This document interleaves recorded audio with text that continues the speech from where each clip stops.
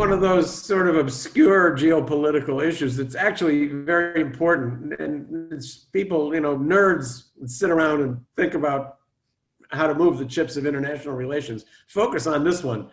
But it does seem pretty abstruse to most people. So here's the story. Russia produces a lot of natural gas. Germany is the economic driver of Europe, and it consumes a lot of natural gas. So the Germans and the Russians got together and they decided they'd build a pipeline. It's called Nord Stream.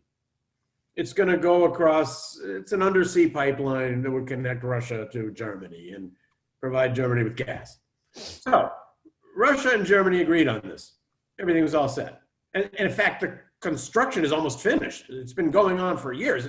Needless to say, this is a highly complex project. And you have Germany and Russia involved. It's not just like two little countries that don't know anything. So this has been a massive undersea project and a big undertaking that's been going on for some years. So suddenly the United States decided, wait a minute, we don't like this pipeline because it's going to make Germany dependent on Russia. It will give Russia a future pressure point against Germany. And the German answer was, let us worry about that. Don't worry, we can handle our relations with Russia. We're grown up, we've had relations with Russia long before there even was a United States. We're gonna deal with this. But America says, no, we don't like that. We don't want you to have that pipeline. So as I say, the pipeline is almost completed. And there's now sentiment, not just in the Trump administration, but even in Congress, that we have to stop this pipeline. And the Trump administration has now ordered a program of sanctions against every company that's helping to build that pipeline.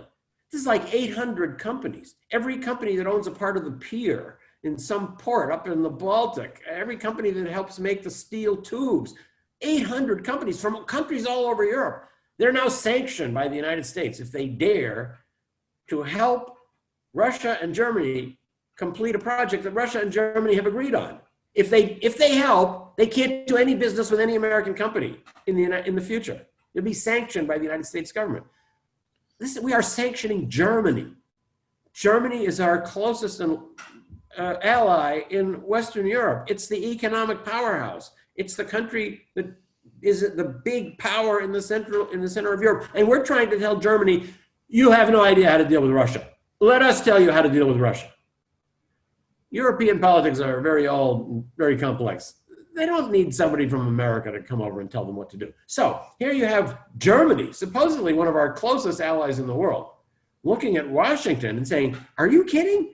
You're trying to block a major energy project that we need to fuel our economy, that's going to keep our country and Europe prosperous and stable. How can you be doing this? Do you overrule our sovereign right to make contracts with other countries? And essentially that's what we're doing. So a new administration could say to Germany, we think you're grown up enough to make your own decisions about your relationships with Russia. And we'll drop our fanatic belief that anything that could be positive for Russia is definitely bad for the world. And we'll let you go your own way. So that's an example of one project, the idea of sanctioning all companies involved in building this Nord Stream pipeline, of how a US president could make a dramatic impact on foreign policy. Let me tell you, just lifting those sanctions and telling the Germans and the Russians, go ahead and do whatever you decide you want to do, would have a big impact, especially in Germany. It would convince Germans that a little bit of the nightmare might be over in Washington. Well, it's a fantastic example. Who are the specific people in Congress or in Trump's cabinet that are making these decisions, and what would be their argument to why they're doing this? So Secretary of State Pompeo is one of the leading hard chargers on this issue. He's the one who officially signed the new sanction rules on all these hundreds of companies. In Washington, there are prominent figures in both parties who are promoting this idea, including Adam Schiff, powerful congressman who has made a career on confronting Russia, and that's what's behind it all. It's all about congressmen and senators competing with each other to find new ways to be tough on Russia. You want to sanction Russia here, I'm going to sanction them over there. We have practically run out of sanctions. We don't have anything else we can do. It's just finding a new way to pile on to Russia. So someone noticed this Nord Stream pipeline and said, wait a minute, this could be good for Russia. Anything good for Russia, it's bad for us. That's the only reason. And the reason is to cripple Russia. And in order to promote that goal of making sure that Russia can't make money by exporting gas to Germany, we are willing to try to overrule a sovereign decision taken by one of our closest allied countries. And I just want to go back to this story. The relationships among European countries, Russia, France, Germany, Poland, these are very complex, very old. They go back many, many centuries. And I think these countries have developed a degree of diplomatic sophistication where they should be allowed to be free to decide what's good for us, without politicians in Washington going nuts and telling them you can't build this pipeline. And let me tell you, it has nothing to do with the pipeline itself. It has all to do with finding a way to poke your stick in Putin's eye one more time, which always feels good in Washington. Mm.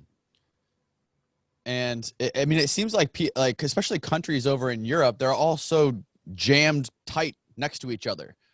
Well, this is a very important factor in explaining the difference in attitude between European countries and the United States. European countries, as you put it, are packed together. They all have lots of neighbors.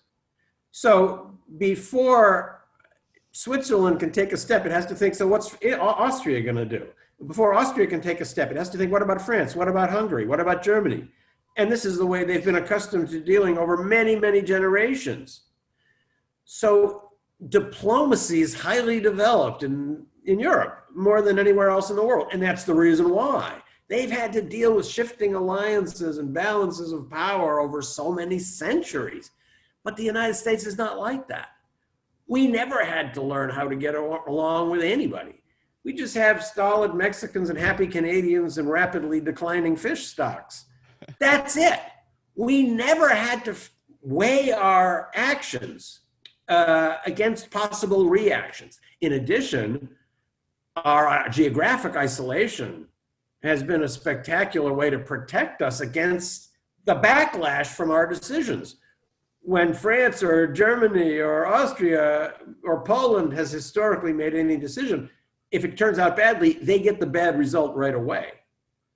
It doesn't happen to the United States. We're totally invulnerable, or at least that's what we thought until 9/11.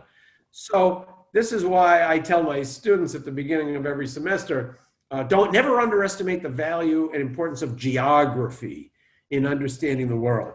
And an effect of this on the United States is we never had to learn how to deal with neighbors. We don't know how to play nicely with others. We don't have to. Right. And also, we're protected from the blowback, from the effects of our foreign interventions, because we got this huge distance between us and all other countries. And that's probably an important factor in explaining how we came to be the way we are.